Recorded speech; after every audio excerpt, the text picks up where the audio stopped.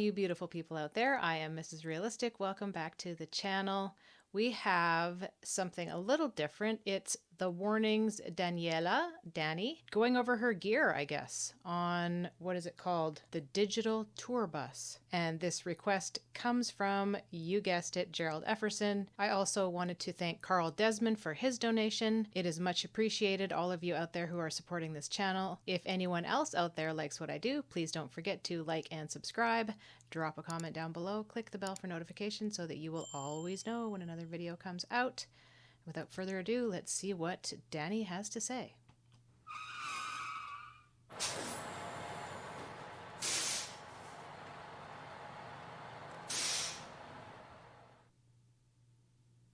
Hey everybody, I'm Dany from The Warning. I'm the guitar player and singer of the band. We're super excited to be headed out on tour, promoting our newest single, which is called More. Go ahead and listen to it. And today, I'm gonna be taking you through one of my guitars. Well, a lot of them, but first this amazing PRS guitar. She's my baby. This is a custom 2408 guitar. She was my first PRS guitar, and I completely fell in love with her during the pandemic. I was kind of like in this like dating sense in guitars. I was really trying to find out where I was the most comfortable, and I found it right here with this beautiful baby. I take her everywhere. She's been with me through a lot of tours, and this is like my main go-to guitar, which is super cool because if you see here, we have, this is like the cool thing about the custom 2408. We have the split coils, which you can have different combinations of pickups between all the different settings. We have this double switch here. I don't know what a pickup means, so this is going to be educational for me for sure. I don't know how electric guitars work, and I don't know a lot about the ins and outs of music and all of the terms and all that kind of stuff. And I did a little bit of modification. This is really new, but look at this. If I click on this switch, we get some LED lights in here for when Nice. Everything goes dark. I will not lose my way. It's just very, very cool. You know, even though we're a super rock and roll band, most of my, the tunings of the songs are in E standard. I usually go all the way in tone, all the way in volume, because I'm the only guitar on stage, so I want to be as loud and as clear as possible. Also with the bridge pickups. And here, I really like to use both my humbuckers to like the most I can, right? I have some parts with cleans that I will go up here, but usually I just leave it like that. I like to play that with that more around in the studio, but for live purposes, that's usually where I just like go all out.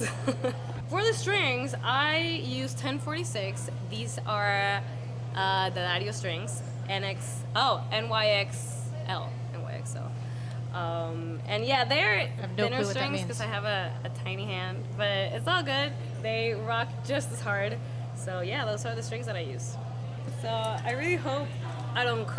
See, I like this one. This reminds me of like the old 1980s style electric guitar that you would see somebody in like Kiss playing. I like that a lot. You can still hear just a touch of an accent, and it's so cute. And so I'm guessing that those strings makes it easier for somebody with smaller hands. I know for myself, I have very small hands, and when I would ever try to learn anything on the guitar, my hands would get sore, and of course I didn't have calluses on my fingertips, so my fingers would get really sore. But I always felt like, you know, pushing down on those strings was super painful. So I don't know if that's what she's referring to or not, but some of you out there, I'm sure, know.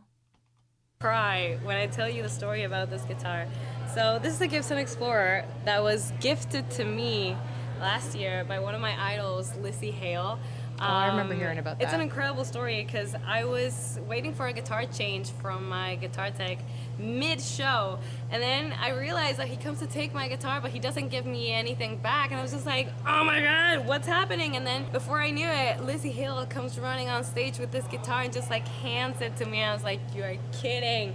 I thought she was lending me one of her guitars because it looks like really, really similar. But then after the show, I was just like, I couldn't believe it. And she told me, like, that is for you. And it was specifically made with the things that you like, your strings, this pickups, which, yes, I love. And honestly, I still can't believe it. I take it everywhere with me because one of the things that she says, like, it's for you. Please rock as hard as you can with it, and that's what I plan to do. I use this guitar very much the same as I use my PRS guitar. The only difference in this is that I had to like get used to. At first, I was like, "Those aren't her hands, are they?" It's clearly somebody else, a man, holding the guitar for her. The size of it. The first day I played it, I already nicked it. Oh my god, it has some battle scars. I'm not used to the dimensions, but I love it. It's just another story to the guitar. This one has a very similar story to the Explorer, which is crazy to think about. I just got this last month from the one and only Matt Bellamy from Muse. They have been my idols since I could remember. Other people had brought up that fact, I think, after the very first Warning video that I did. And they had said they take a lot of inspiration from Muse, and I hadn't even thought about that. And then as soon as I went back and listened to some of their music again, I was like, yes, that is very, very similar style, similar sound. And it's so cool that they are getting these guitars from people who they have looked up to for so long. And yet another kind of 1980s style guitar. I love to see that. And I love that the younger generation likes that as well. One and only Matt Bellamy from Muse. They have been my idols since I could remember. And we were talking about guitars, and at one point he just goes like, "What's your favorite color?" And I was just like, I panicked, I just said yellow. I was just like, "But what kind of yellow?" It's like mustard yellow. Before I knew it, I have a one-of-a-kind Manson mustard yellow guitar. It's the only one that exists in this color. But the model is an Onyx 6 because of the 6 strings.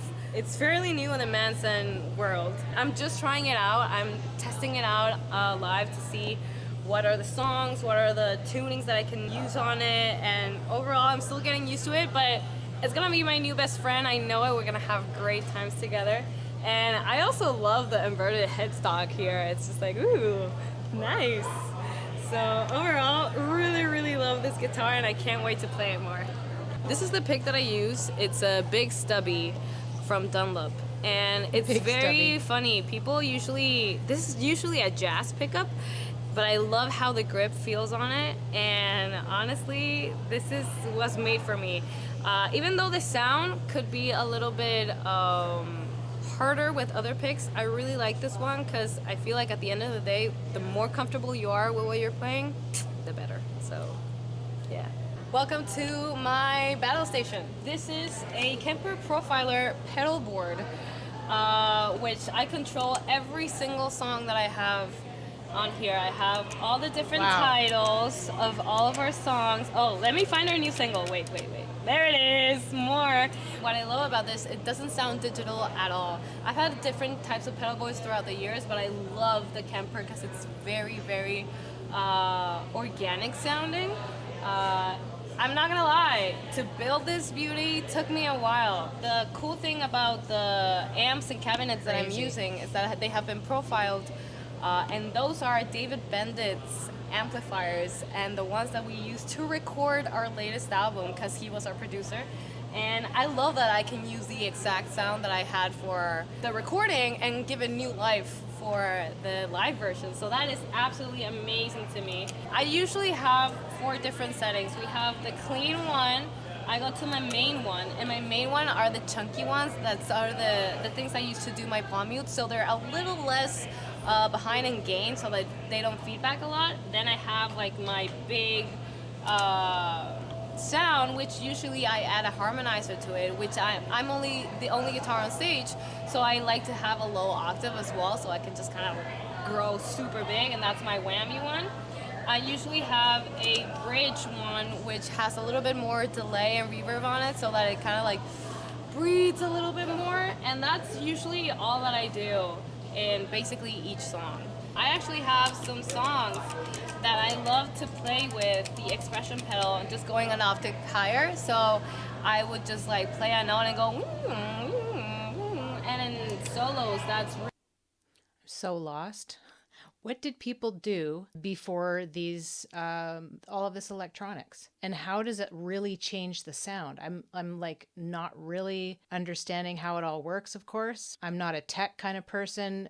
Just setting up this that we have going on here behind me with the green screen and having all of the wiring for my videos. That was a learning experience and a huge learning curve for somebody my age anyway. But I often wonder when I see this cool technology that goes into what they do. Back in the day when we were listening to things like Hendrix and Led Zeppelin and stuff, it was just a guitar plugged into an amp, wasn't it? How much has electronics changed and technology changed the way artists play? It's super interesting.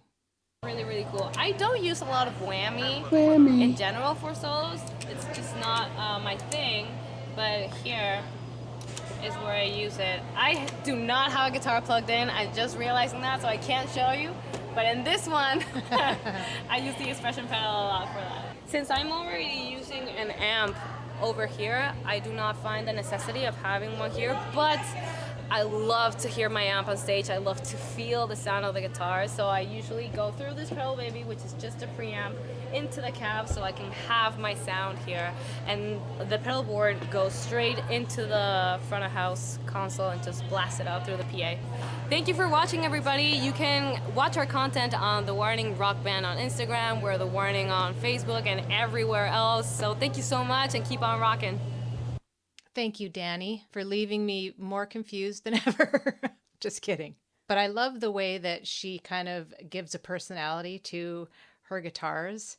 And it kind of reminds me of, if any of you out there have seen the movie Surf's Up, about the surfing penguins. And there's that one penguin, Tank, who goes through all of his trophies and how he's named all of his trophies. These are my ladies. This is Jill. This is my lady Amy. Little Susie, Brianna. You know why we call her Brianna, right? No. Yeah, it's a long story. Shaniqua, Helga, Miss Kitty, Jeannie. I dream of Teresa. This is Teresa right here. Now is that your... Dirty girl. This spot is for my special lady, Leah. I'm gonna say that one more time.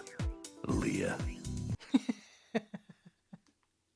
That is such a classic scene, and one that the kids that the movie is geared towards probably wouldn't get, but that's the extra comedy for the grown-ups watching with the kids. All right, guys, I'm out of here. I hope everybody out there is having a wonderful day, and as I always say, we'll see you in the next one.